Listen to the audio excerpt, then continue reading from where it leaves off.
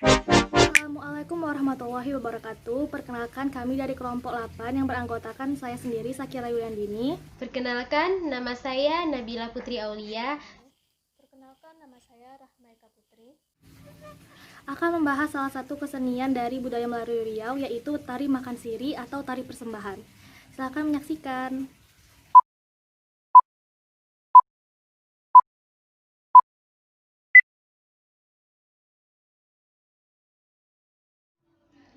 Sejarah tari persembahan. Pada tahun 1957 di Pekanbaru terjadi musyawarah pembakuan tari persembahan yang menampilkan tarian-tarian dan lagu-lagu Melayu Riau seperti tari Serampang 12, tari Mainang Pulau Kampai, tari Tanjung Katung, dan tari Lenggang Patah 9. Pada tanggal 17 sampai 19 Oktober 1957 diadakan Kongres Pemuda, Pelajar, Mahasiswa, dan Masyarakat Riau di Pekanbaru. Dihadiri oleh Ikatan Pelajar dan Mahasiswa Riau yang belajar di ibu kota besar di Indonesia, serta pemuda di wilayah kewedanan di Provinsi Riau.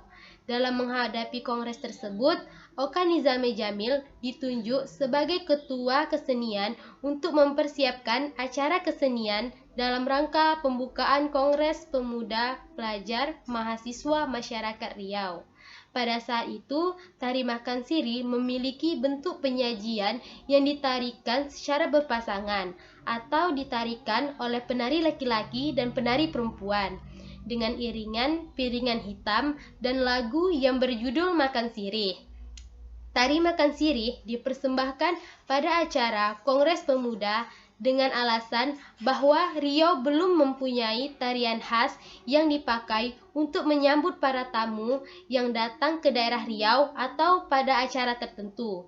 Tari persembahan awal mulanya bernama Tari Makan Sirih karena tari ini diiringi oleh lagu Makan Sirih yang diambil dari piringan hitam. Kemudian tari makan sirih diberi nama paten dengan sebutan tari persembahan yang ditarikan pertama kali di acara Kongres Pemuda pada tahun 1957 di gedung SMA Setia Dharma Pekanbaru. Musik yang mengiringi tari tersebut adalah musik gabungan dari musik siak di bawah pembinaan Ahmad Nur. Sedangkan penarinya pada saat itu berpasangan antara laki-laki dan perempuan. Berdasarkan musyawarah itu, kemudian mengolah sebuah tari untuk persembahan kepada tamu-tamu. Maka terciptalah tari makan sirih yang kini menjadi tari persembahan yang diciptakan oleh seniman-seniman Riau. Sosialisasi pembakuan tari persembahan ini dilakukan agar dikenal oleh lapisan masyarakat Riau. Sosialisasi pembakuan tari persembahan ini dilakukan agar dikenal oleh lapisan masyarakat Riau. Penari tari makan siri ini harus memahami istilah-istilah khusus dalam tarian Melayu, seperti igal, menekan pada gerakan tangan dan badan, liuk, gerak menundukkan atau mengayunkan badan, lenggang, berjalan sambil menggerakkan tangan, titi batang, berjalan dalam satu garis bagai meniti batang, gentam, menari sambil menghentakkan tumit kaki, cicing, menari sambil berlari kecil, legar, menari sambil berkeliling 180 derajat, dan lainnya. Tari makan siri ini adalah kreativitas orang Melayu untuk menyambut tamu dan menghormatinya. Baiklah, selanjutnya saya akan menjelaskan tentang elemen-elemen pendukung tari persembahan. Yang pertama yaitu gerak. Gerak tari persembahan didasarkan pada gerak melenggang patah 9, dilakukan berulang-ulang sejumlah 5 ragam gerak. Geraknya masih bersifat sederhana. Untuk gerakan tangan dan kaki, berubah-ubah tidak terpaku pada satu pola gerakan. Adapun gerak tangan harus menyesuaikan dengan aturan dari tari persembahan. Tidak boleh mengangkat tangan atau kaki terlalu tinggi, harus melenggang gemulai, karena tari persembahan itu diciptakan untuk menyambut tamu yang dihormati. Maka harus dibuat sesopan mungkin. Mengangkat tangan atau kaki terlalu tinggi itu mengurangi kesopanan dalam menyambut tamu yang dihormati. Maka dalam tari persembahan itu tidak diperbolehkan. Tari persembahan memiliki beberapa macam gerak yang bisa dilakukan dalam penyajiannya. Penari tari persembahan dahulu kala dilakukan secara berpasang-pasangan antara laki-laki dan perempuan. Maka dibuat gerakan berpasangan. Untuk penari utama atau perempuan, Ragam gerak yang sering dilakukan adalah gerak lenggang patah 9, karena gerakan lenggang patah 9 itu sendiri adalah ciri khas gerakan dasar dari tari persembahan itu sendiri. Yang kedua yaitu musik iringan. Iringan untuk musik pada tari persembahan sangat sederhana. Selain itu, iringan yang dihasilkan adalah iringan eksternal. Iringan eksternal yaitu musik atau bunyi yang dihasilkan dari alat-alat musik pengiring seperti akordeon, biola, gendang, dan rebano. Tempo musik iringan tari persembahan dahulu lebih cepat daripada musik iringan pada saat sekarang ini. Dan musik pengiring tari tersebut awal mulanya berasal dari lagu Makan Sirih yang memang sudah ada sebelumnya. Diambil dari Piring Hitam, dinyanyikan oleh Encik Rubiah, penyanyi Melayu yang terkenal di Indonesia dan tanah semenanjung Melayu. Yang ketiga yaitu desain lantai. Desain lantai tari persembahan pada zaman dahulu tidak memiliki desain lantai yang khusus, karena penari hanya membentuk desain lantai sejajar atau maju mundur, serta hanya memiliki 2 desain lantai.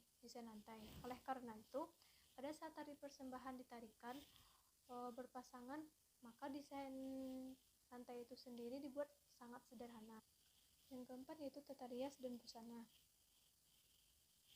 Tari persembahan masa dahulu, rias yang digunakan adalah sangat sederhana, tidak terlalu mencolok, memakai rias, busana, dan perlengkapan seadanya. Busana yang dipakai pada saat itu adalah busana kebaya labuh.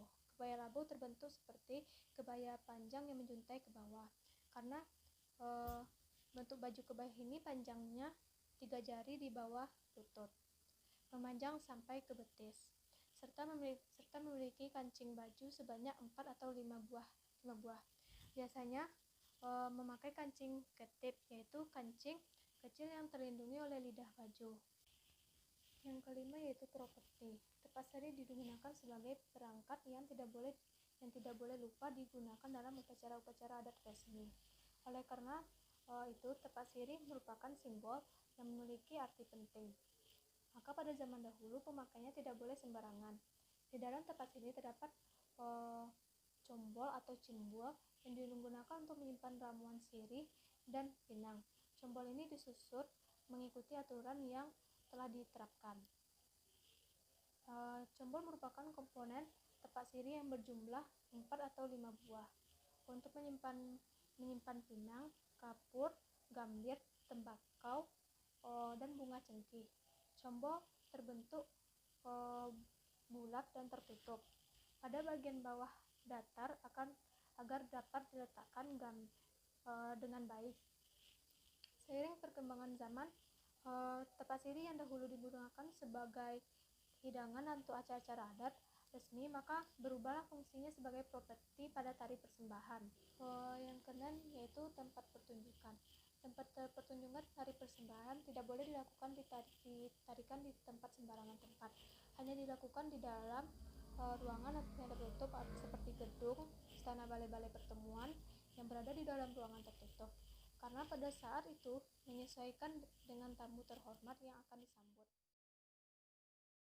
Selanjutnya saya akan menjelaskan nilai-nilai luhur dari tari persembahan atau tari makan sirih, yaitu yang pertama ada nilai kedisiplinan dan kesabaran. Nilai ini tercermin dari ragam gerak tari yang harus dipelajari dengan kedisiplinan dan kesabaran, agar dapat menguasai tari ini dengan baik.